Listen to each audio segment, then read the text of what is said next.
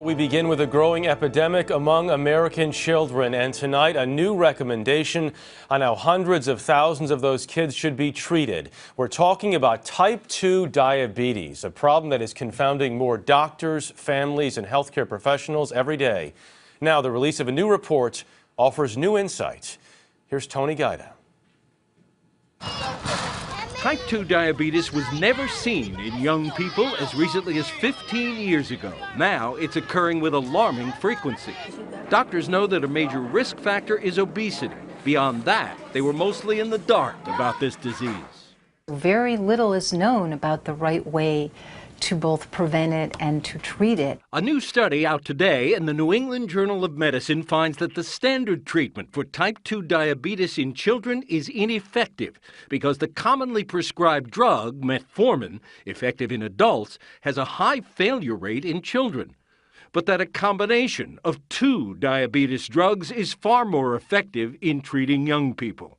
Two drugs right off the bat, that's an important finding. So there's no added sugars. Important because type 2 diabetes appears to be more aggressive in young people between the ages of 10 and 17, putting them at great risk for life-threatening illnesses typically associated with seniors. We want them to grow up and have healthy lives and not be having heart attacks. As of 2005, the number of teenagers containing type 2 diabetes has nearly doubled compared to those children who has type 1 diabetes in a recent graph from 2005 to 2011.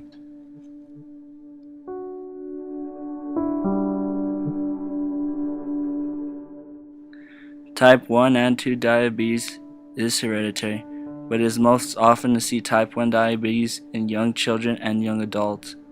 Type 2 diabetes is developed from bad eating habits and lack of exercise.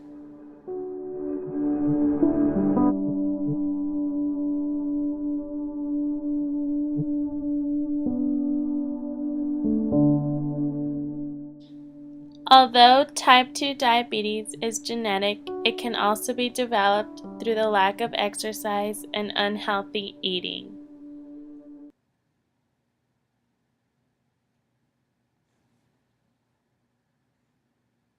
In a person with type 2 diabetes, your insulin receptors are less sensitive.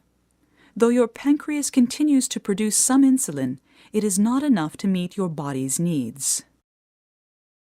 When your body's cells are less responsive to insulin, it is more difficult for glucose to enter the cells and raise your blood glucose level. As a person with type 2 diabetes, it is important to monitor.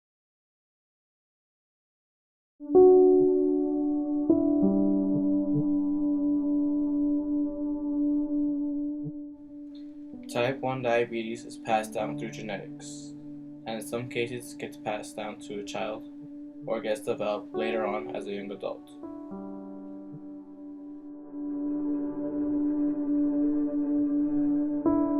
In a person with type 1 diabetes, the pancreas produces little or no insulin. Without insulin, blood glucose levels rise. Without insulin, glucose cannot enter the cells and be used for energy. As a result, it remains in the bloodstream. Your name and your profession? My name is Dora Salas, and I am a special education teacher for Jane Hambrick. It is a K through 8 school in the Socorro Independent School District.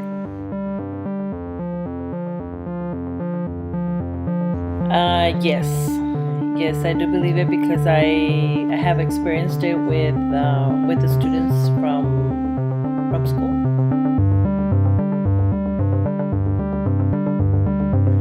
Yes, I do see that the kids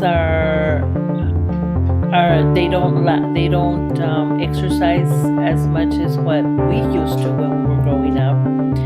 I think what has happened now is that TV, the video games,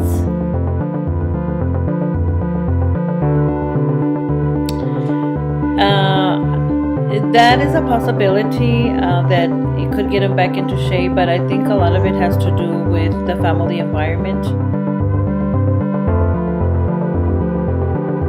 I think that exercise, and a well-balanced meal. It is very hard though, because a lot of parents nowadays have to work. Both parents have to work.